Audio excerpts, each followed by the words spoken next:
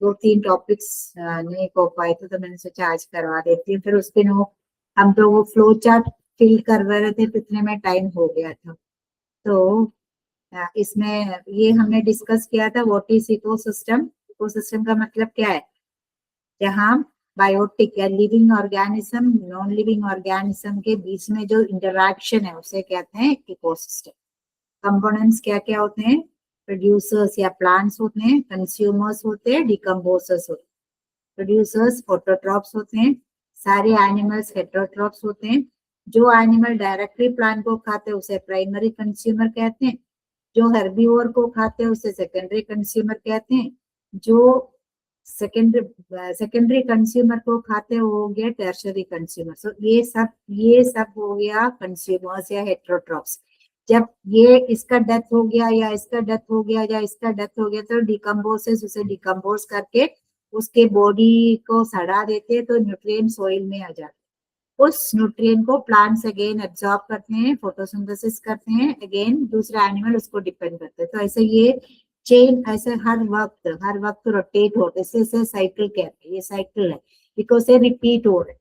ठीक है, आप which are the types of consumers लोगों ने पूछे। टाइप्स ऑफ कंज्यूमर्स में आएगा primary consumer, secondary consumer, tertiary consumer, quaternary means fourth one.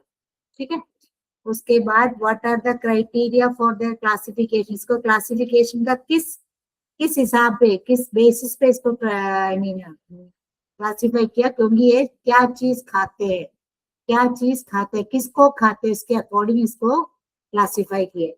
What may be the relationship between lake and birds on a tree. देखो एक tree है, एक lake, एक तालाब के पास एक ट्री है, उस ट्री में कुछ बर्ड्स रहते हैं, तो उस लेक तालाब और वो चिड़िया और उस ट्री में क्या रिलेशन है, क्योंकि तालाब में फिशेस होंगे, उस फिश को भी बर्ड्स खाते हैं, बर्ड्स जाके ट्री में रहते हैं, ट्री में कुछ फ्रूट्स होंगे तो उसको भी बर्ड्स खा सकते हैं, तो इस बर्ड के लिए रहने के लिए जगह हो गया। फिर ट्री में जो फ्रूट आएगा उसको खाते हैं और उसका सीड जाके बर्ड्स और कहीं डाल सकते हैं, है ना। तो इसको कहते हैं सीड डिस्पर्सल, सीड को डिस्पर्स करने, एक जगह से दूसरे जगह पहुंचाने में भी हेल्प करते हैं। What is the difference between food chain and food web. Food chain means आपको मैंने बोले एक फूड चेन है ये, क्योंकि घास को ग्रास हॉपर ने खाया, ग्रास हॉपर को फ्रॉग ने खाया, फ्रॉग को सांप ने खाया, सांप को ईगल ने खाया, ईगल या इनके डेथ हो जाते तो इनके बॉडी डिकम्पोज हो जाते। ये है फूड चेन। दैट मीन्स ये एक ऑर्गेनिज्म दूसरे ऑर्गेनिज्म को खाते वक्त उन्हें एनर्जी ट्रांसफर होता है, इस एनर्जी ट्रांसफर को फूड चेन कहते हैं। अब फूड वेब मीन्स स्पाइडर की वेब के तरह क्या होता है, इस प्लांट को एक काऊ भी खा सकते हैं, एक डियर भी खा सकते हैं, या इस ग्रास हॉपर को ये फ्रॉग भी खा सकते हैं, इस ग्रास हॉपर को एक बर्ड भी खा सकते हैं। तो क्या हो गया, सेवरल, अगर फूड चेन इंटरकनेक्टेड है तो उसे कहते हैं food web. Interconnected food chain को फूड वेब कहते हैं। ठीक है, उसमें फूड वेब में क्या होते हैं, एक ऑर्गेनिज्म को एक से ज्यादा ऑर्गेनिज्म खा सकते हैं। एक ग्रास हॉपर को एक फ्रॉग भी खा सकते हैं, इस ग्रास हॉपर को एक चिड़िया भी खा सकते हैं, इस ग्रास हॉपर को ये स्नेक भी खा सकते हैं, इस ग्रास हॉपर को एक छिपकली खा सकते हैं ना। तो एक ऑर्गेनिज्म को सेवरल ऑर्गेनिज्म खाते तो सेवरल फूड चेन कनेक्टेड हो गए, इंटरकनेक्ट हो गए। सो इंटरकनेक्टेड फूड चेन को कहते हैं फूड वेब। ठीक ना, उसके बाद आगे जाके साइकिल्स, हाँ, तो हम लोग उस दिन यही विचार द डिफरेंट, हाँ ये देखो, तो एक फूड चेन का एग्जाम्पल है, मैंने ये बोला। अब इस प्लांट, ये हो गया फर्स्ट, आई मीन जो भी फूड चेन स्टार्ट किससे होता है, प्लांट से होता है, प्लांट से स्टार्ट होता है। तो प्लांट्स को प्रोड्यूसर कहते हैं, क्योंकि प्रोड्यूसर क्यों कहते हैं,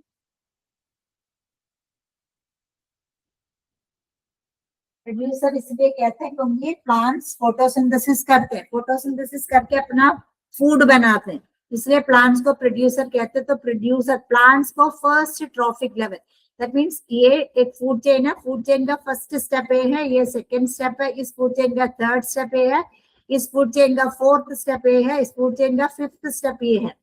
तो ये जो है माइक्रो ऑर्गेनिज्म है, ये तो सोइल में होंगे, तो इसका काम क्या है, ये इन सब का डेथ होगा तब उसके बॉडी को सड़ाना, ये इसका काम। ठीक है, आप प्रोड्यूसर को कहते हैं। तो फूड चेन का हर स्टेप को कहते हैं ट्रॉफिक लेवल, फूड चेन का हर स्टेप को कहते हैं trophic level. So plants first trophic level हो गया इसमें grass hopper second traffic level हो गया, फ्रॉग थर्ड ट्रॉफिक लेवल हो गया, स्नेक फोर्थ ट्रॉफिक लेवल हो गया, and eagle fifth trophic level. तो फूड चेन के हर स्टेप को कहते हैं ट्रॉफिक लेवल, ठीक। देन उसके बाद a bird building nest on a tree feeds upon the fishes in nearby pond. Whether this bird is part of both the tree as well as pond ecosystem, पक्का, क्योंकि bird ने कहा nest बनाया, tree पे बनाया, but fishes tree में से खाते, तो ये बर्ड तो इस ट्री को डिपेंड करते, तो उस ट्री भी उस पॉन्ड इकोसिस्टम का एक पार्ट है, ठीक है, क्योंकि वो ट्री नहीं होता तो वो बर्ड नहीं रह सकते थे।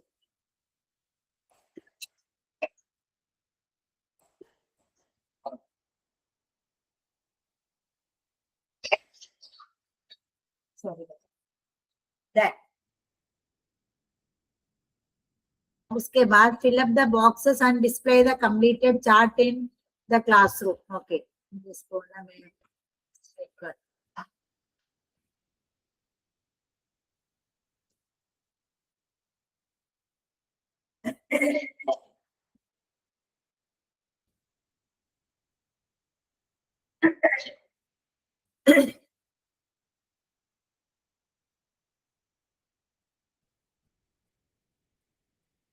हाँ, ये देखो which are the different trophic levels in a food chain. So trophic level का मतलब क्या है बच्चे? फूड चेन का हर स्टेप को ट्रॉफिक लेवल कहते हैं, हर स्टेप को ट्रॉफिक लेवल कहते हैं, ठीक। अब which are the different trophic levels in a food chain? First trophic level हो गया प्रोड्यूसर्स या प्लांट्स, सेकेंड ट्रॉफिक लेवल हो गया primary consumer, third trophic level हो गया सेकेंडरी कंज्यूमर, फोर्थ हो गया टर्शियरी। तो फूड चेन में कितने ऑर्गेनिज्म है उसके अकॉर्डिंग ट्रॉफिक लेवल बदलते रहे। What is energy pyramid? Energy pyramid का मतलब क्या होता है? देखो, एक ऑर्गेनिज्म को दूसरे ऑर्गेनिज्म खाते वक्त जितना एनर्जी उस ऑर्गेनिज्म को मिलते हैं, एनर्जी मिलते हैं, तो एनर्जी ट्रांसफर को आप एक पिरामिड के फॉर्म में दिखाओगे तो उसे कहते हैं एनर्जी पिरामिड। तो एनर्जी पिरामिड में भी सबसे पहले प्रोड्यूसर होगा, उसके बाद प्राइमरी कंज्यूमर होगा, उसके बाद सेकेंडरी कंज्यूमर होगा। उस पिरामिड के शेप में हम एनर्जी ट्रांसफर को दिखाएंगे तो उसे कहते हैं एनर्जी पिरामिड। ओके बच्चे, नाउ कमिंग टू ये इकोसिस्टम।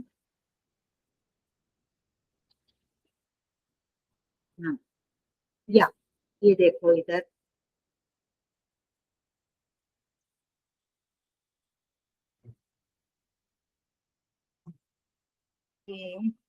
इकोसिस्टम में टू कंपोनेंट्स होते हैं। Which are the two components? एक हो गया बायोटिक कंपोनेंट एंड दूसरा हो गया एबायोटिक कंपोनेंट, ठीक है। तो ये हो गया एबायोटिक कंपोनेंट, इधर क्या आना चाहिए बच्चे? Biotic components. फिजिकल फैक्टर इधर आएगा बायोलॉजिकल फैक्टर। फिजिकल फैक्टर में आते हैं air, water, vapour, mineral, soil, sunlight etcetera. Biological factor में ऑर्गेनिक सब्सटेंस, लेकिन बायोलॉजिकल में होते हैं ऑर्गेनिक और इनऑर्गेनिक एंड ऑर्गेनिक। इनऑर्गेनिक में हाइड्रोजन, ऑक्सीजन, नाइट्रोजन, ऑर्गेनिक में होते हैं प्रोटीन, कार्बोहाइड्रेट, फैट सब। एबायोटिक के बाद इधर क्या आना चाहिए? इधर आएगा बायोटिक। बायोटिक में क्या क्या आता है? Autotrophic and हेटेरोट्रोपिक। ऑटोट्रोपिक में आते हैं प्रोड्यूसर, हेटेरोट्रोपिक में आते हैं एनिमल्स एंड डिकम्पोजर्स। प्रोड्यूसर को क्या कहते हैं? Producer synthesize their own food, so autotroph हो गया। एनिमल्स प्राइमरी कंज्यूमर हो सकते हैं, सेकेंडरी कंज्यूमर हो सकते हैं, टर्शियरी कंज्यूमर हो सकते हैं। डिकम्पोजर्स हो गया फंजाई, फंगस एंड बैक्टीरिया हो गया डिकम्पोज, जो डिकम्पोज करते हैं बॉडी को। एनिमल या प्लांट जब मर जाते हैं उनके बॉडी को सड़ाते हैं, उसे कहते हैं डिकम्पोजर्स, ठीक है। तो एक इकोसिस्टम में मेनली एबायोटिक जिसका लाइफ नहीं है वो होते हैं, और बायोटिक होता है उसका लाइफ होते हैं। एबायोटिक में physical factors and biological factors होते हैं, एयर, वाटर वेपर, हाइड्रोजन, सारे गैसेस। देन अपने बॉडी में से प्रोटीन का, जब एक एनिमल मर जाते हैं उसके बॉडी के प्रोटीन, कार्बोहाइड्रेट, फैट सब मिट्टी में मिल जाते हैं। तो ये सारे हो गया एबायोटिक कंपोनेंट। एंड बायोटिक में हो गया autotrophs means producer means plants हो गया, हेटेरोट्रॉप्स में एनिमल्स एंड डिकम्पोजर्स हो गया, एनिमल्स में प्राइमरी कंज्यूमर। एनिमल्स में क्यों कौन कौन आ सकते हैं? हर्बीवोर हो सकते हैं। एनिमल्स को जनरली हम लोग कहते हैं कंज्यूमर्स, तो कंज्यूमर्स में प्राइमरी होते हैं, सेकेंडरी आते हैं, टर्शरी कहते हैं। ये हो गया इकोसिस्टम का फ्लो चार्ट, ठीक है। अब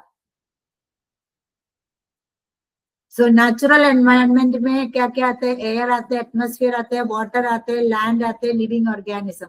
continuous interaction occur between biotic and abiotic factors, उसका इंटरेक्शन बहुत जरूरी है। Artificial environment is also affecting the natural environment. Environment में दो बेसिक फैक्टर्स होते हैं, biotic factors and abiotic factors. दो इकोलॉजी के बारे में या बायोटिक एंड एबायोटिक फैक्टर्स के बारे में जो पढ़ते हैं उस साइंस को कहते हैं इकोलॉजी। सो देखो the science that deals with, देखो ये द साइंस दैट डील्स, आप बच्चे आप अंडरलाइन कर सकते हैं व्हाट इज इकोलॉजी। जो science biotic and abiotic factors के बीच के बारे में, बीच का जो इंटरैक्शन है उसके बारे में जो पढ़ते हैं उस साइंस को कहते हैं इकोलॉजी। उस इकोलॉजी का बेसिक फंक्शनल यूनिट हो गया इकोसिस्टम, ठीक है। सो एनवायरनमेंट के अंदर बहुत सारे इकोसिस्टम होते हैं, उसमें नेचुरल इकोसिस्टम भी है, आर्टिफिशियल इकोसिस्टम भी है, एक स्मॉल पोन्ड भी एक इकोसिस्टम हो सकता है।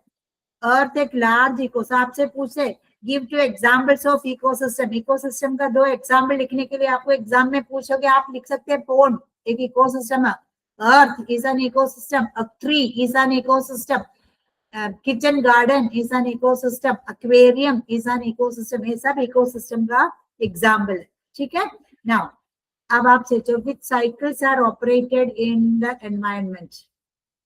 देखो आप लोग छोटे क्लासेस में वाटर साइकिल पढ़ चुके हो, then which cycles are operated in the environment, what is their importance. देखो अर्थ में वाटर साइकिल है, अर्थ में ऑक्सीजन साइकिल है, अर्थ में नाइट्रोजन साइकिल, अर्थ में सल्फर साइकिल है, ये सब इसका साइकिल का मतलब क्या है, वो रोटेट होता है, रिपीट होता है।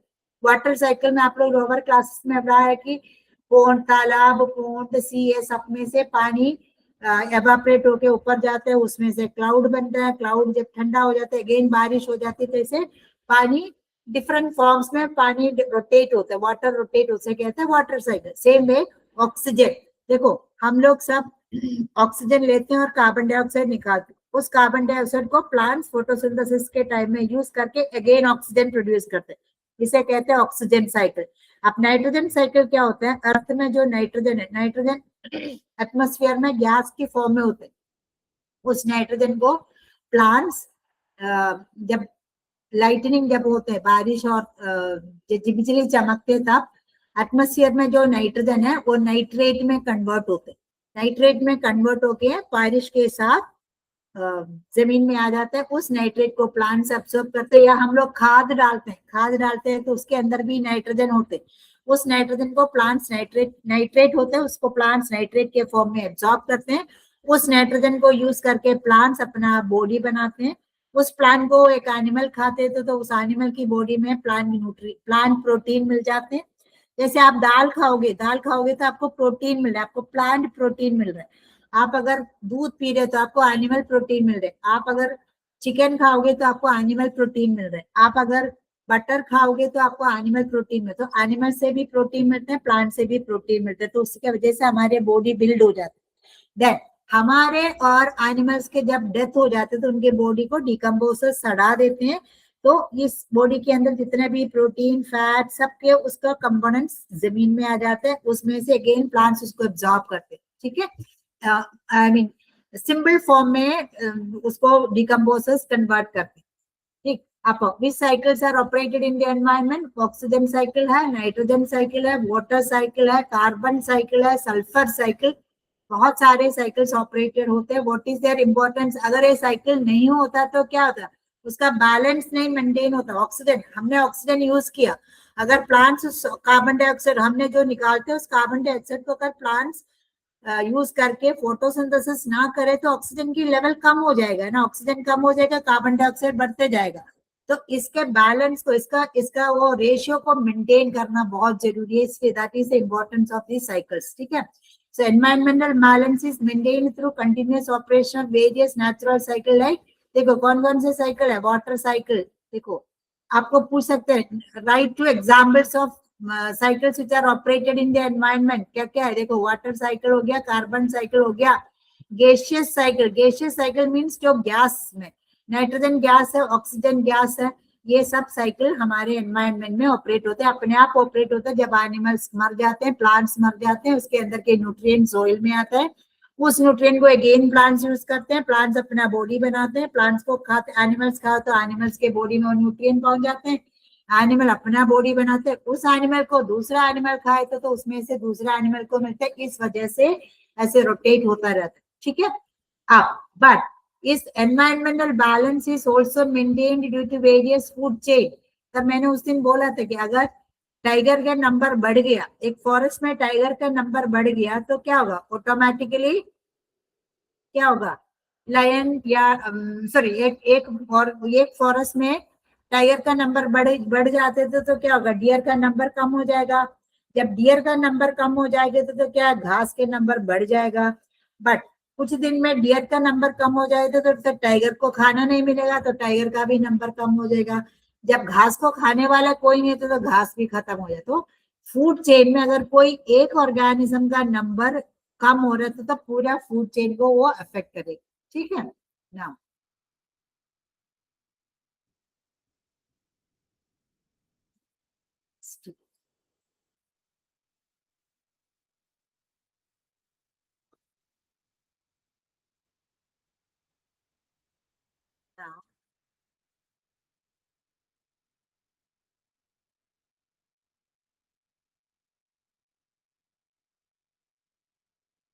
So environmental conservation means environment को बचाना हमारे ड्यूटी है।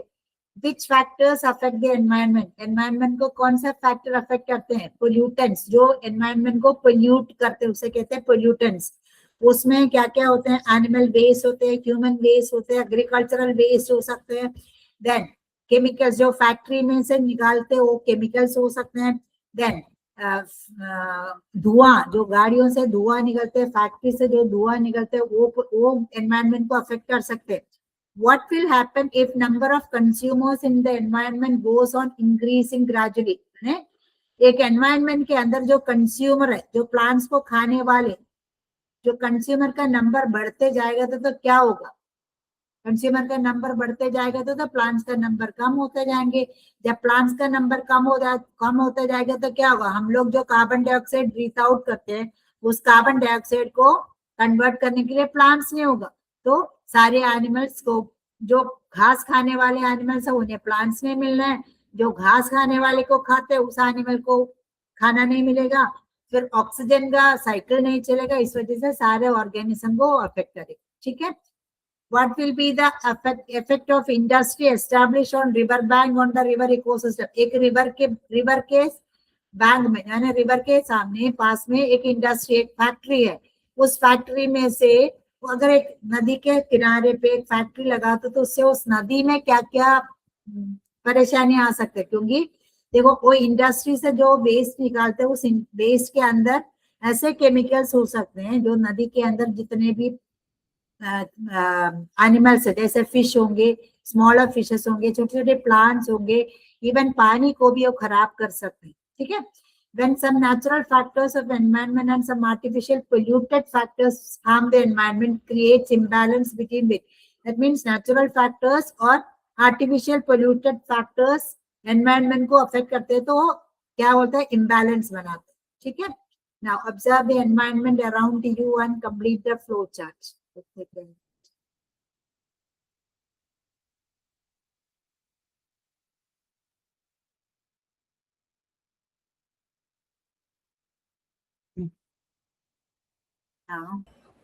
Rajeshri, are you there? Are we Are we doing the session? Yeah. What happened? Your screen is not visible. Oh. अच्छा, तो आवाज आ रही थी? हाँ, आवाज तो आ रही थी, स्क्रीन विजिबल नहीं है। Sangeeta ma'am?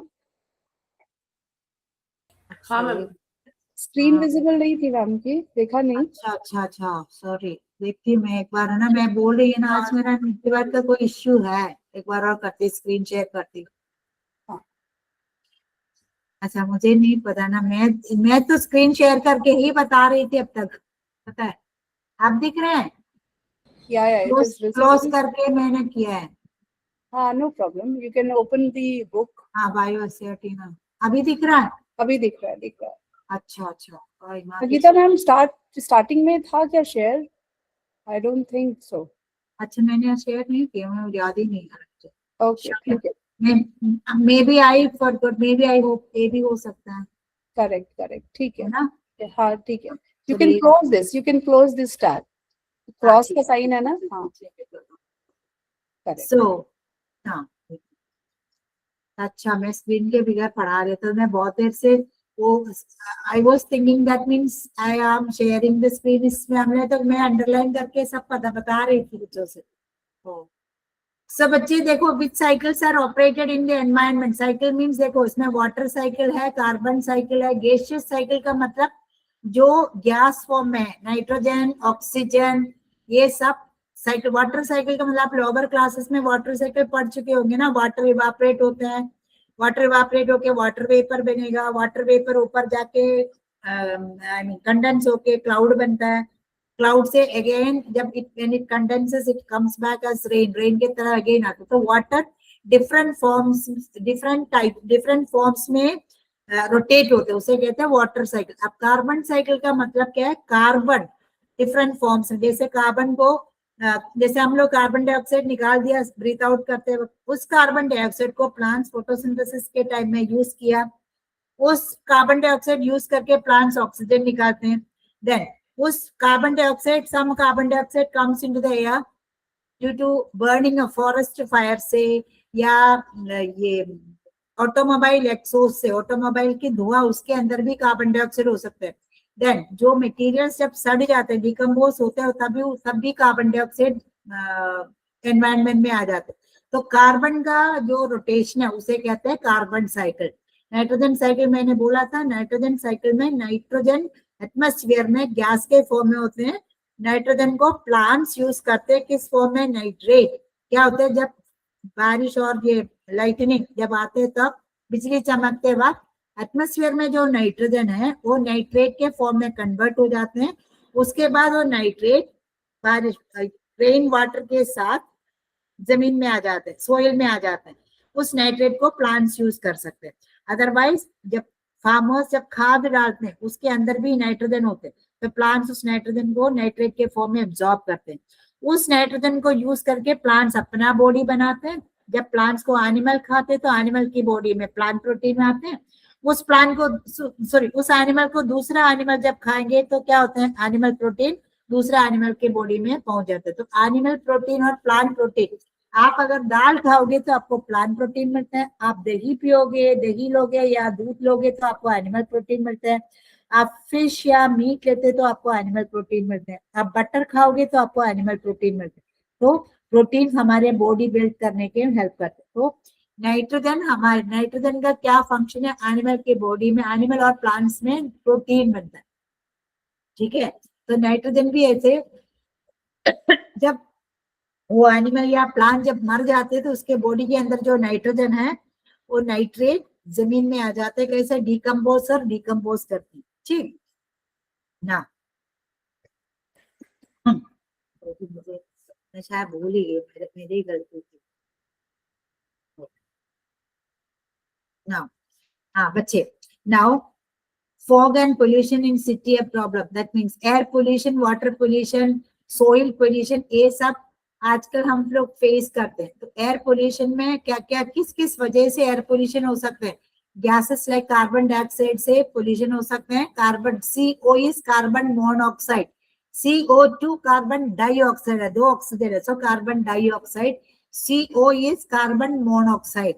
Hydrocarbon, sulphur, nitrate, ये नाइट्रोजन की ऑक्साइड्स होते हैं। नाइट्रोजन की ऑक्साइड्स आपको कहाँ से निकलते हैं? ऑटोमोबाइल, जो गाड़ियां चलते हैं उसके धुआं जो निकलता है उसी में से नाइट्रोजन की धुआं नहीं निकले, आपको दिखता है धुआं नहीं है, तब भी जब पेट्रोल और डीजल जब गाड़ी के इंजन के अंदर जब बर्न होते हैं ना, उसमें से ऑक्साइड निकलते हैं, नाइट्रोजन की ऑक्साइड, सल्फर निकलते हैं। ऑयल रिफाइनरीज में से सल्फर निकालते हैं। हाइड्रोकार्बन, अगेन हाइड्रोकार्बन ये गाड़ियों की धुआं से और फैक्ट्री में से निकलते हैं। Then hydrogen sulphide, solid components हो गया, डस्ट, धुआं, ऐश। आप लोग फॉरेस्ट फायर के वजह से ऐश निकाल सकते हैं, आप अपने घर में भी देखो कुछ ऐसे आग लगाते, कुछ किसी चीज में आग लगाते हैं, जैसे स्पेशली पंजाब है, सब में जगह फार्मर्स खेतीबाड़ी के बाद उसको जलाते हैं, उसमें से ऐश निकलते हैं, कार्बन, अगेन कार्बन के फॉर्म डिफरेंट फॉर्म होंगे, कार्बन मोनोऑक्साइड हो सकते हैं, कार्बन डाइऑक्साइड हो सकते हैं, लेड, लेड इज अगेन, आप पेट्रोल भराने जाते हैं, लेड फ्री पेट्रोल, पहले आजकल नहीं है, पहले होता था लेड फ्री पेट्रोल, पहले के पेट्रोल के अंदर भी लेड हो सकते हैं। एस्बेस्टोस जो टिन बनाते, एस्बेस्टोस जो माइनिंग जो करते हैं उसके वजह से उसका जो बच जाता है उसका वेस्ट, उससे भी एयर पोल्यूट हो सकता है। एयर पोल्यूशन में गैस के वजह से भी हो सकता है, सॉलिड चीज से भी हो सकते हैं। अब आपको लिखना है वाटर पोल्यूशन के क्या क्या रीजन होगा। वाटर पोल्यूशन कहाँ से, गैसेस, क्या क्या गैसेस हो सकते हैं। इंडस्ट्रियल वेस्ट, इंडस्ट्री से जो वेस्ट निकलते हैं उसके अंदर बहुत सारे केमिकल्स होते हैं, केमिकल वेस्ट जो निकालते हैं वो वाटर के अंदर डालते हैं। सॉलिड वेस्ट, एग्रीकल्चरल वेस्ट डालते हैं, एनिमल डंग डालते हैं, डेड बॉडीज आधा बर्न करके डालते हैं, ये सब वाटर पोल्यूशन में हेल्प करते हैं। देखो इन लोगों ने दिया है industrial waste, industrial waste means industry से जो निकलता है। डोमेस्टिक वेस्ट मीन्स घर के अंदर जो बनता है, घर पे जो बनते waste, that means agricultural waste, खेती बाड़ी के बाद जो वेस्ट निकलता है उसको पानी में डाल दिया। देन घर के अंदर जो सीवेज जो आता है, sewage, then chemicals discharge from industries, pesticides used in agriculture, खेती बाड़ी में जो पेस्टिसाइड यूज करते हैं अगर उसको भी पानी में डालोगे तो सब वाटर पोल्यूशन में। तो वाटर पोल्यूशन में भी गैसेस हो सकते हैं, सॉलिड हो सकते हैं, लिक्विड हो सकते हैं।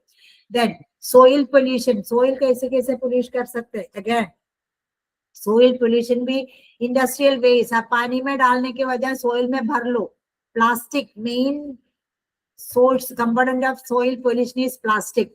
प्लास्टिक कभी डिग्रेड नहीं होते, डिकम्पोज नहीं होते, तो सोइल पोल्यूशन का एक मेन रीजन हो गया प्लास्टिक हो गया, डिटर्जेंट्स हो गया, ग्लास हो गया, आई मीन कांच, जो टूटे हुए कांच आप सालों उसके जमीन के अंदर डालोगे तो 10 साल के बाद, 20 साल के बाद आपको वो ऐसे ही मिलेगा, क्योंकि उसको माइक्रो ऑर्गेनिज्म नहीं सड़ा सकते। तो ये सोइल पोल्यूशन में मेन सोइल पोल्यूशन का है सॉलिड चीज होते हैं, सॉलिड, सॉलिड लाइक प्लास्टिक, सारे प्लास्टिक, प्लास्टिक में पॉलीथीन हो सकते हैं, देन थर्मोकोल हो सकते हैं, देन जितने भी प्लास्टिक आइटम्स हम यूज करते हैं वो सब हो सकते हैं, टूटे हुए कांच, ग्लास, ब्रोकन ग्लासेस, ये सब सोइल को पोल्यूट कर सकते हैं।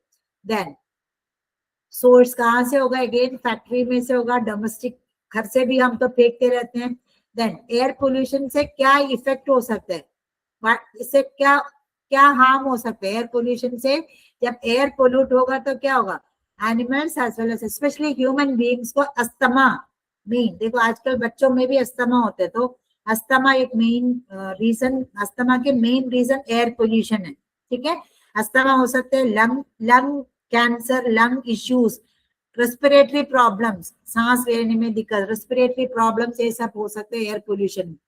कैसे कंट्रोल कर सकते हैं आप, क्या कैसे कंट्रोल कर सकते हैं, लेड फ्री पेट्रोल यूज करो, देन खूब सारा प्लांट्स लगाओ ताकि आप लोग कार्बन डाइऑक्साइड जो हम लोग निकालते हैं उस कार्बन डाइऑक्साइड को प्लांट्स कन्वर्ट कर सकते हैं, ठीक है। देन उसके बाद जहां जगह पैदल जा सकते उतने जगह पैदल जाओ, instead of going in vehicle. गाड़ी में जाने से क्या, जगह अगर आप सब्जी लेना है उसके लिए भी तो गाड़ी लेके मत जाओ, पैदल जाओ। तो अगर आपका ऑटोमोबाइल यूज कम होगा तो आप we can control air pollution. फिर क्या होगा कि फार्मर्स को बोलना कि आप उनको अवेयर करना कि ताकि आप लोग एग्रीकल्चरल वेस्ट ऐसे मत बर्न किया करो, ठीक है। देन वाटर पोल्यूशन का इफेक्ट, अगेन वाटर पोल्यूशन से क्या हो सकता है, पानी खराब हो सकता है, हम पी नहीं सकते, इवन हो हम अपना घर का काम के लिए, नहाने के लिए, कपड़े धोने के लिए भी नहीं यूज करते। कंट्रोल कैसे कर सकते हैं, इंडस्ट्रीज अपना वेस्ट को पानी में ना डालो, डोमेस्टिक वेस्ट घर पे जो बनता है वो वेस्ट पानी में मत डालो, सीवेज को मत यूज डाला करो। देन इंडस्ट्री से अगर केमिकल्स डिस्चार्ज अगर करे तो उसको न्यूट्रलाइज करके उसका जो भी केमिकल्स का वो हार्मफुल इफेक्ट है उसको न्यूट्रलाइज करके उसके बाद पानी में डालो। पेस्टिसाइड्स, एग्रीकल्चर में अगर पेस्टिसाइड आप यूज करोगे तो कम, जितना अमाउंट चाहिए उतना यूज करो, ठीक। नाउ तो एयर पोल्यूशन का इससे क्या, सोइल पोल्यूशन से क्या क्या इफेक्ट हो सकते हैं, सोइल एरोशन हो सकता है, पानी बह जाता है, retarded growth of plants, plants का ग्रोथ कम हो जाएगा। जब प्लांट्स की ग्रोथ नहीं होता, न्यूट्रिशनल डेफिशिएंसी, हमें खाना नहीं मिलेगा, जब खाना नहीं मिला तो सबको न्यूट्रिशनल डेफिशिएंसी हो सकता है, क्या बच्चे। नाउ नाउ अनदर पोल्यूशन का दूसरा एक है रेडियो एक्टिव पोल्यूशन। बच्चे radioactive pollution means radioactive rays होते हैं, X ray, UV rays, infrared radiation, ये सबके वजह से देखो आजकल स्किन कैंसर होता है। स्किन कैंसर का एक मेन रीजन है, आप लोगों को पता होगा कि ओजोन, ओजोन हो गया O3। ओजोन एक ऐसे गैस है, वो पॉइजनस है, बट एटमॉस्फेयर के ऊपर की लेयर में हम लोग देखो धूप है छाता लेके जाते, जैसे हमारे एटमॉस्फेयर के ऊपर एक परत होते है ओजोन का, ओजोन का परत हमें कैसे हेल्प करते हैं, ओजोन हमें harmful UV radiation, ultraviolet, UV means ultraviolet radiation से हमें बचाते हैं, ठीक है। तो हार्मफुल यूवी रेडिएशन से हमें कौन बचाते हैं, ओजोन लेयर बचाते हैं। अब इतने पोल्यूशन के वजह से क्या हो गया, आजकल ओजोन लेयर के परत का थिकनेस कम हो गया, क्योंकि थिकनेस कम होने की वजह से क्या होता है, अल्ट्रा वायलेट रेडिएशन आजकल हमारे एटमॉस्फेयर में आ जाते हैं। तो हमारे स्किन में अल्ट्रा वायलेट रेडिएशन का आई मीन आप एक्सपोज कर, आपकी बॉडी बहुत देर तक अल्ट्रा वायलेट रेडिएशन से आपकी बॉडी एक्सपोज है, तो क्या हो सकता है, स्किन कैंसर हो सकता है, ठीक है। देखो एक्सरे देखो कोई ऐसे ह्यूमन बीइंग उनको बार बार एक्सरे लेते तो उनको भी रेडिएशन की वजह से आफ्टर इफेक्ट हो सकता है, जीन्स म्यूटेट हो सकता है, जीन्स चेंज हो सकता है, ठीक है। Then radiation from atomic energy plant, atomic energy plant means nuclear energy plants होते हैं, जहां न्यूक्लियस को यूरेनियम, थोरियम, पोलोनियम, ये सब कुछ एलिमेंट्स होते हैं, उसके न्यूक्लियस के अंदर से एनर्जी निकालते हैं, ऐसे प्लांट को कहते हैं एटॉमिक एनर्जी प्लांट्स। जो एटॉमिक एनर्जी प्लांट्स में से जो एटम से जो एनर्जी निकलेगा, उसके वजह से जो रेडिएशन आते हैं उसे कहते हैं एटॉमिक रेडिएशन। तो एटॉमिक रेडिएशन भी हमें हार्म कर सकते हैं, ठीक है। Absence of the cancerous ulceration occurs due to higher radiation। देखो बार बार कोई आदमी एक्सरे के लिए बॉडी एक्सपोज करो तो कैंसरस अल्सरेशन, अल्सर हो सकते हैं, cancerous ulcer. Then tissues in the body are destroyed, हमारे बॉडी के अंदर के टिश्यूज डिस्ट्रॉय हो सकता है। जेनेटिक चेंजेस, जीन चेंज हो सकता है। विजन, आपके कैटरैक्ट हो सकते हैं, कैटरैक्ट मैंने विजन को अफेक्ट कर सकते हैं, एक्सरे बार बार एक्सरे के लिए बॉडी अफेक्ट हो तो यूवी रेज को एक्सपोज हो, ये सबसे हमें हार्म हो सकता है, हमारी बॉडी को हार्म कर सकते हैं। तो हम ये सब के लिए हमें क्या करना चाहिए, एनवायरनमेंट को कंजर्व करना चाहिए। एनवायरनमेंट को कंजर्व करने के लिए मेन चीज क्या है, जनरल पब्लिक अवेयरनेस, पब्लिक को अवेयर करो। आप लोग you are the ambassadors of the future. तो आप आपके घर पे जो बड़े हैं, आपके पड़ोस में जो है, आपके रिलेटिव्स है, उनको अवेयर कर सकते हैं, ताकि एनवायरनमेंट को हम नहीं बचाते तो ये सब आफ्टर इफेक्ट्स होना है, तो उनको अवेयर करना, पब्लिक को अवेयर करना, that is the main thing. Plus pollution जितना कम कर सकते हो, खूब सारा प्लांट्स लगाओ। उस दिन भी मैंने बोला था कि बर्थडे मनाते वक्त सबको बुला के केक काट के पार्टी देने के बजाय क्या करना, अपने घर के आसपास में कोई भी पार्क है तो उस पार्क में जाके एक पेड़ लगाओ अपने नाम से। उसके बाद उस पेड़ को आपको पानी देना, खाद देना, आपको उसको देखा लुक आफ्टर करना है। तो नेक्स्ट ईयर आप जाके देखो थोड़ा बड़ा हो जाए, आप जैसे आप बड़े होते तो आपके पेड़ भी बड़े होते। तो सब लोग ऐसे सोचेंगे तो क्या होगा, खूब सारे पेड़ लगा सकते हैं। पेड़ लगाओगे तो आपको पोल्यूशन एक मिनिमम अमाउंट तक आप एयर पोल्यूशन कंट्रोल कर सकते हो। वाटर पोल्यूशन कंट्रोल करने के लिए क्या करना है, पानी के अंदर हार्मफुल केमिकल्स मत डाला करो, पेस्टिसाइड्स मत डाला करो, इंडस्ट्रीज अपना केमिकल डिस्चार्ज मत डाला करो, ये सब के लिए लॉ होते हैं, तो उस लॉ को आपको फॉलो करना होता है, ठीक है। देन कमिंग टू ये लॉ, देखो there are different laws about environmental conservation. Forest conservation के लिए 1980 में एक फॉरेस्ट कंजर्वेशन एक्ट हुआ था, उसमें ये दिया है, land reserve for forest conservation has been prohibited to use for any purpose. जो फॉरेस्ट का लैंड है वो हम किसी भी काम के लिए हम यूज नहीं कर सकते। परमिशन के, सेंट्रल गवर्नमेंट के परमिशन बहुत जरूरी है उसके लिए, माइनिंग एक्टिविटीज करने के लिए, एंड कोई भी उसको डिसोबे करोगे, उस लॉ को डिसोबे करोगे तो 15 दिन के प्रिजन जेल में जा सकते हैं। एनवायरमेंट प्रोटेक्शन एक्ट, सो ये है एनवायरमेंट को प्रोटेक्ट करना। तो देन सो देयर एनवायरमेंट को प्रोटेक्ट करने के लिए डिफरेंट लॉज होते हैं, ठीक है। आप सो एनवायरमेंटल प्रोटेक्शन हमारा सोशल रिस्पॉन्सिबिलिटी है। उसके लिए सबसे ज्यादा एनवायरमेंट को पोल्यूट कौन करते हैं? ह्यूमन बीइंग्स, हम ही करते हैं। बाकी कोई भी जानवर जितना हम लोग करते हैं उतना नहीं पोल्यूट करते, ठीक है बच्चे। आप देखो, ये देखो, ये big story of A small man.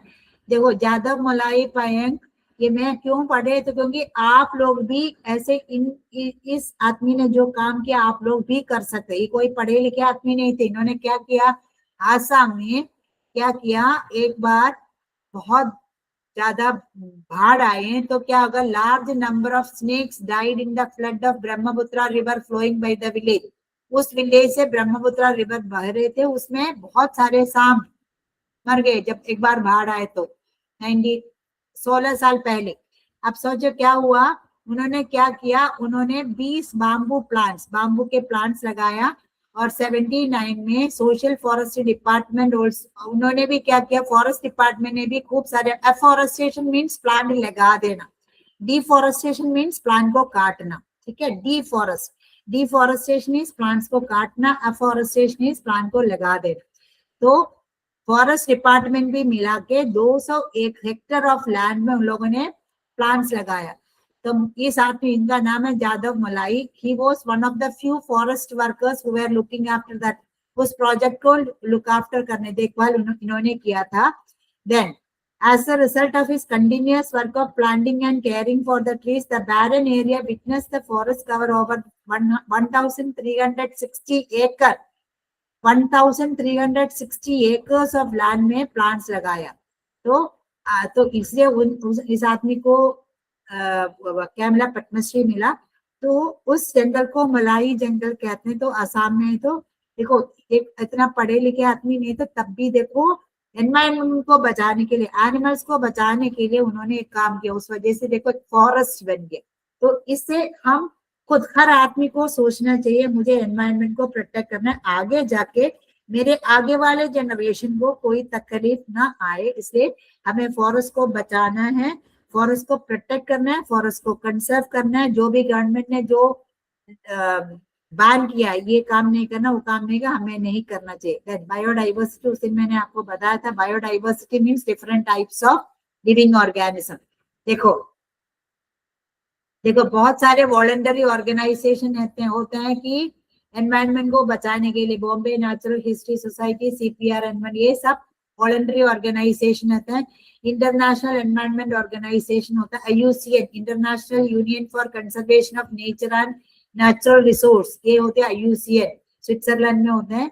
Inter governmental panel on climate change, Geneva में होते हैं।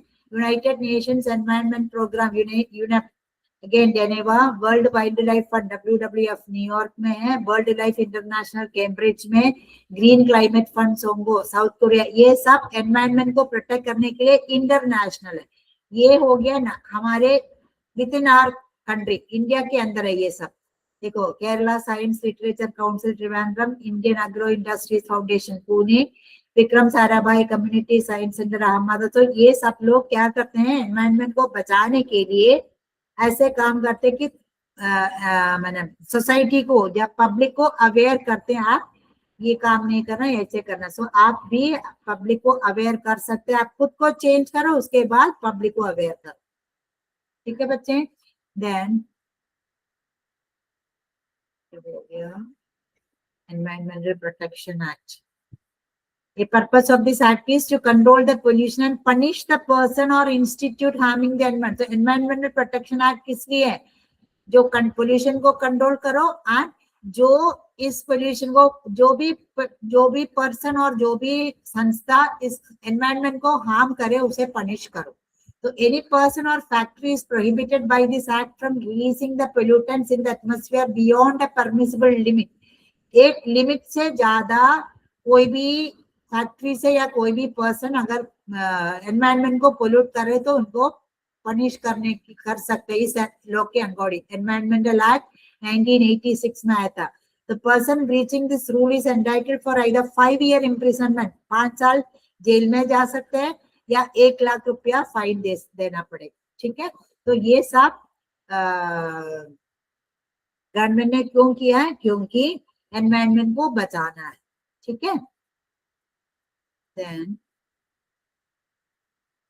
ये हो गया, ये हो गया ऑलमोस्ट। मैंने आप लोगों को उस दिन I have shown you this one PPT, वो वी हैव डिस्कस दैट, वो डिस्कस कर लिया था, मैंने सोचा ये भी एक बार डिस्कस करें। हाँ, environmental conservation and biodiversity. Biodiversity का मतलब क्या है? Different varieties of living organism.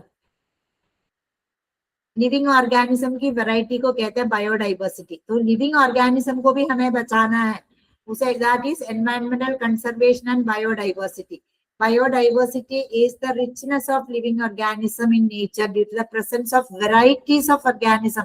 आप अपने आसपास में देखो तो आपको varieties of living organism, आप एक फॉरेस्ट में जाओ तो varieties of living organism आपको मिलेगा, उस varieties of living organism को कहते हैं बायोडाइवर्सिटी। तो बायोडाइवर्सिटी में जेनेटिक डाइवर्सिटी होता है। जेनेटिक डाइवर्सिटी मीन्स जीन्स में जो डिफरेंस है, occurrence of diversity among the organisms of the same species is, देखो हम लोग सारे ह्यूमन बींग्स, आपके घर में अगर आप 5 लोग है टोटल, पापा मम्मी और 3 भाई बहन होते तो 5 में अलग अलग शक्ल होंगे, क्योंकि उसे कहते हैं species, genetic diversity. Same species है तो भी आप में चेंजेस है, उसे कहते हैं जेनेटिक डाइवर्सिटी। ठीक है, आप स्पीशीज डाइवर्सिटी मीन्स एक स्पीशीज के अंदर इन्यूमरेबल स्पीशीज, हर स्पीशीज में कुछ अंदर होगा। फॉर एग्जाम्पल एक टाइगर और एक लायन, उसमें अंदर होगा, तो इसे कहते हैं स्पीशीज है। मैंने टाइगर का स्पीशीज अलग है, लायन का स्पीशीज अलग है, तो डिफरेंट स्पीशीज में जो चेंज है उसे कहते हैं स्पीशीज डाइवर्सिटी। ठीक है, one is genetic diversity. Genetic diversity means same species में जो चेंजेस है, सेम स्पीशीज में के ऑर्गेनिज्म के अंदर जो चेंजेस है उसे कहते हैं genetic diversity. Species diversity means दो या 3 तरह की स्पीशीज है, उसमें जो अंदर है उसे कहते हैं species diversity. For example lion और टाइगर में अंदर है, कैट और डॉग में अंदर है, तो वो हो गया genetic diversity. Human beings, 100 human beings को खड़ा कर दिया, वो 100 लोगों में अलग अलग शक्ल है, that is genetic diversity.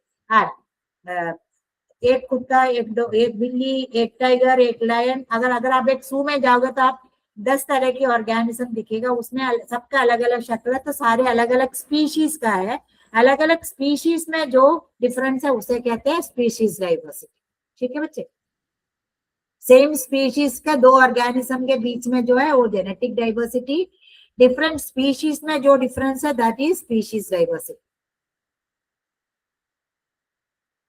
Then ecosystem diversity means ecosystem के अंदर जो डिफरेंस है। मिनी इकोसिस्टम रीजन में देखो, एक पॉन्ड हो गया, एक ट्री हो गया। पॉन्ड एक इकोसिस्टम है, ट्री एक इकोसिस्टम होता है। क्योंकि ट्री क्यों भी इकोसिस्टम है? क्योंकि ट्री में बहुत सारे बर्ड्स आके रह सकते हैं, उस ट्री में बहुत सारे इंसेक्ट्स हो सकते हैं, उस ट्री में देखो एक सांप रह सकते हैं, तो डिफरेंट ऑर्गेनिज्म हो गया। तो एक ट्री भी एक इकोसिस्टम हो गया, एक पॉन्ड भी एक इकोसिस्टम। तो पॉन्ड के अंदर जितना ऑर्गेनिज्म है और एक ट्री के अंदर ऊपर ट्री में जो रहते हैं ऑर्गेनिज्म वो अलग अलग है।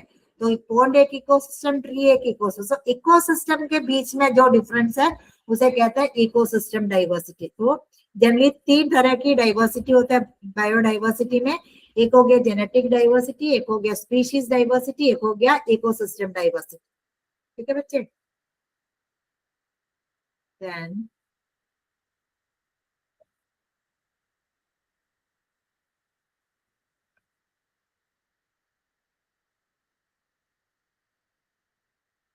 Then threatened species.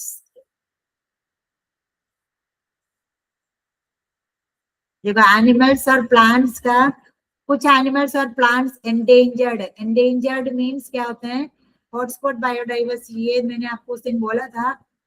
Hotspot means जिस एरिया में कुछ एनिमल्स या कुछ प्लांट्स होंगे वो और कहीं नहीं मिलेगा, उस एरिया को कहते हैं हॉटस्पॉट।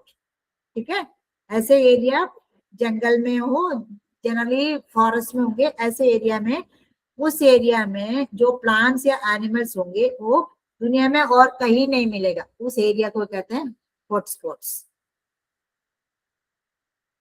ये हो गया वॉलंटरी ऑर्गेनाइजेशन। हाँ, then endangered species. Endangered means जो एनिमल्स और प्लांट्स खत्म होने वाला है, उनका नंबर बहुत कम है, उन्हें कहते हैं एंडेंजर्ड। एंडेंजर्ड एनिमल्स मीन्स जो एनिमल्स के नंबर बहुत कम है, वो खत्म होने का, अगर उनको नहीं बचाओगे तो वो कुछ दिन में खत्म हो जाएगा। फिर हम हिस्ट्री में पढ़ेंगे, एक पूरा इतने साल पहले ऐसे एनिमल्स रहते, तो क्लासिफिक थ्रेटेंड स्पीशीज कहते हैं। Threatened species means they are on the verge of extinction, वो एक्सटिंक्ट होने, खत्म होने वाला है, उन्हें कहते हैं थ्रेटेंड स्पीशीज। उस थ्रेटेंड स्पीशीज में भी एंडेंजर्ड स्पीशीज होते हैं।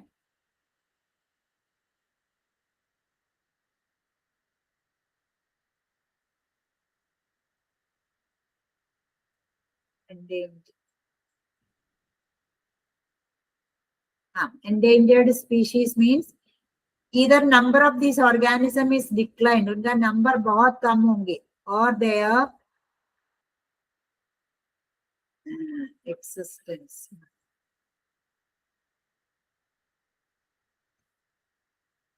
Endangered species means their either number of these organism is declined or their habitat is shrunk so that such an extent that they can be extinct in near future.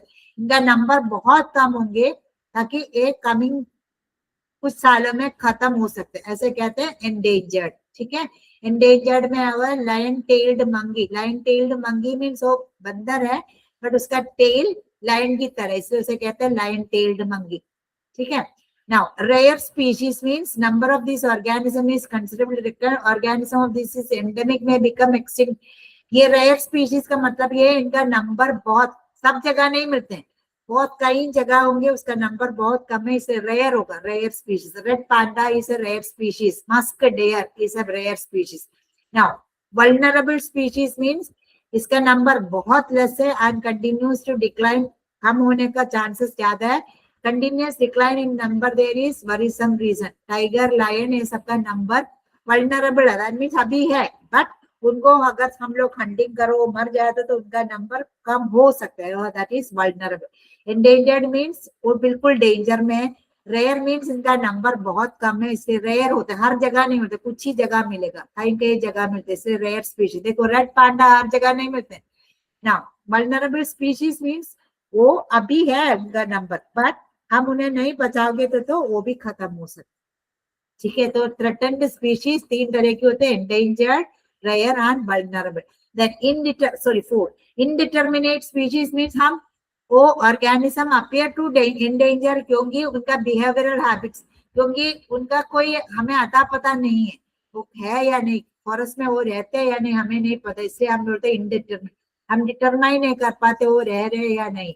Giant squirrel, शेकू जो बोलते हैं, organism appear to be endangered but due to their some behavioural habits like shyness. ये giant squirrel लोगों को हमें देख के तो भाग जाते, तो हमें नहीं दिखाई देते, इस वजह से हमें नहीं पता वो रह रहे या नहीं, इसे उन्हें कहते हैं इनडिटर्मिनेट, हम डिटरमाइन नहीं कर पा रहे। Now speciality of the day 22 May is world biodiversity day, 22 May. Now another one, मैंने बोला था IUCN, international union for conservation of nature and natural resource, उनके पास एक रेड लिस्ट होता है, एक बुक होता है रेड डेटा बुक। उस रेड डेटा बुक में क्या क्या होते हैं, एंडेंजर्ड स्पीशीज के नाम, हर कंट्रीज के, डिफरेंट कंट्रीज में कौन कौन से एनिमल्स और कौन कौन से प्लांट्स एंडेंजर्ड है उनका नाम लिखा हुआ, उस लिस्ट को कहते हैं रेड लिस्ट, उनके पास। और red list, pink pages of this book contain the names of endangered species while green pages contain the name of previously endangered but presently safe। देखो उसमें पिंक पेजेस में क्या होते हैं, जो endangered है, खत्म होने का, खत्म होने वाला है, उन एनिमल्स का नाम उस बुक में रेड पिंक पेज में होगा। एंड उस बुक का ग्रीन पेज में क्या है, ऐसे एनिमल्स का नाम होंगे जो पहले खत्म होने का था बट अब वो सेफ है। ठीक है, तो उस बुक को कहते हैं रेड डेटा बुक या रेड लिस्ट कहते हैं। IUCN उसको मेंटेन करता है, हर कंट्री के बारे में, हर कंट्री में जो भी एनिमल्स एंडेंजर्ड है उसका नाम लिखा होता है उसमें। ठीक है बच्चे? Then so let us remember, destroying a plant is to destroy everything. Plant को आप डिस्ट्रॉय कर रहे हो तो आप हर चीज को डिस्ट्रॉय कर रहे हैं. Proactive afforestation is to conserve environment. Afforestation, plants खूब लगाओ. फॉरेस्ट हमारा वेल्थ है. Environmental protection is value education. हम दूसरे को भी एजुकेट कर सकते हैं, एनवायरमेंट को बचाना है. Provident use of paper is prevention of deforestation. Paper use करते हैं. आपके घर में देखो हम लोग कैसे पेपर को वेस्ट करते हैं. टिश्यू पेपर्स, आजकल फैशन में टिश्यू पेपर यूज करते हैं. टिश्यू पेपर बनाने के लिए कितने सारे प्लांट्स काटना होते हैं. तो ये सब हमें हमारे लाइफस्टाइल के वजह से क्या हो गया, एनवायरमेंटल के डिग्रेडेशन हो रहा है. To practice the environmental protection is to development of human society. Pure air, pure water is key to healthy life. अगर आपको हेल्दी लाइफ जीना है तो वाटर और एयर प्योर होना चाहिए. वाटर और एयर प्योर होना चाहिए तो वाटर और एयर को हमें पोल्यूशन से बचाना है. ठीक है बच्चे? So with this chapter is also over. There are national parks. Hotspot biodiversity means, मैंने बोला hotspot means जिस जगह से जगह जहां वो एनिमल और प्लांट और कहीं नहीं मिलेगा. एंडेमिक स्पीशीज ऑफ एनिमल्स होता है, ऐसे कहते हैं हॉटस्पॉट्स. ठीक है.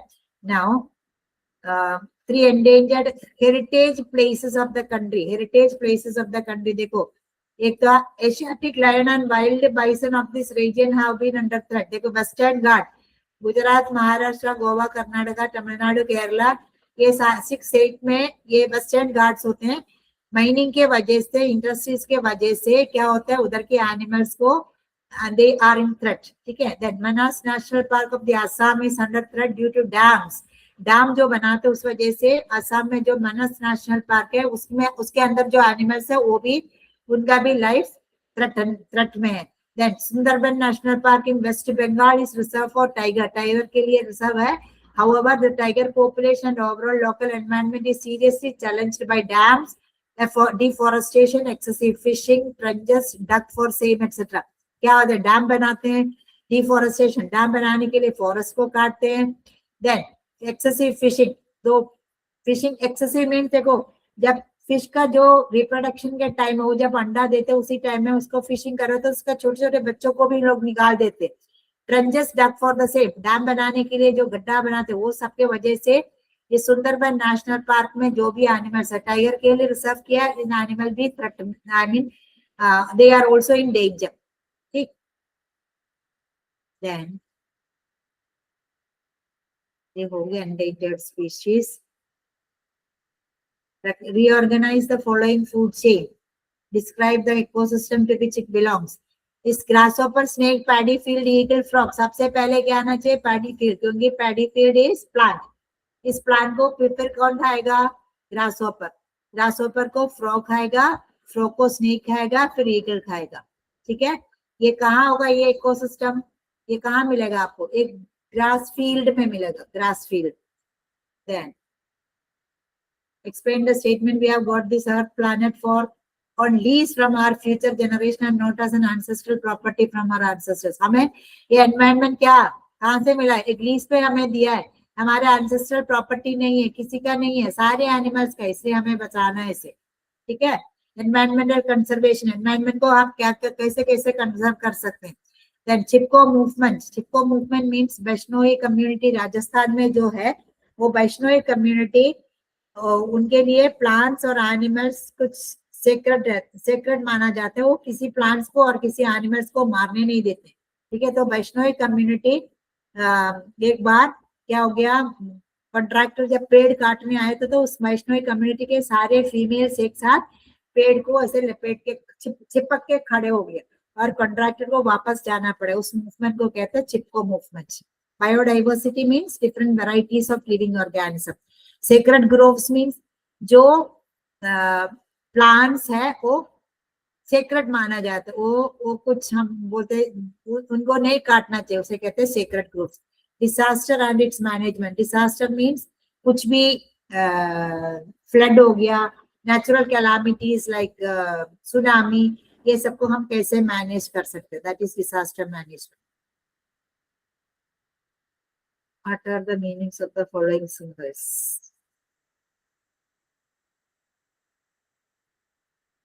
So with this, we have done with this chapter. So next next class I will take the animal classification, because fifth chapter is something that is very simple. I don't think that means for that we need much time. The next week में animal classification. Okay, बच्चे विचार the factors affecting the need of environmental conservation हो गया. Which are the types of pollution, ये सब हो गया हमारा. Then which cycles are operated in the environment, this also we have done.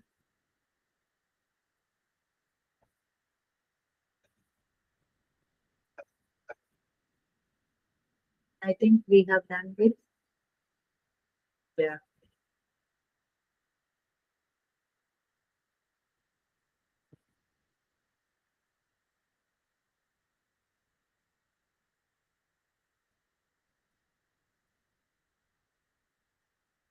Okay, Sangeeta ma'am. हाँ मैम. I think time हो गया. हाँ टाइम हो गया मैम. हाँ, that means मेरा हो गया. ठीक. ठीक है, मैं shall I leave? हाँ क्लोज करते हैं मैम. Close.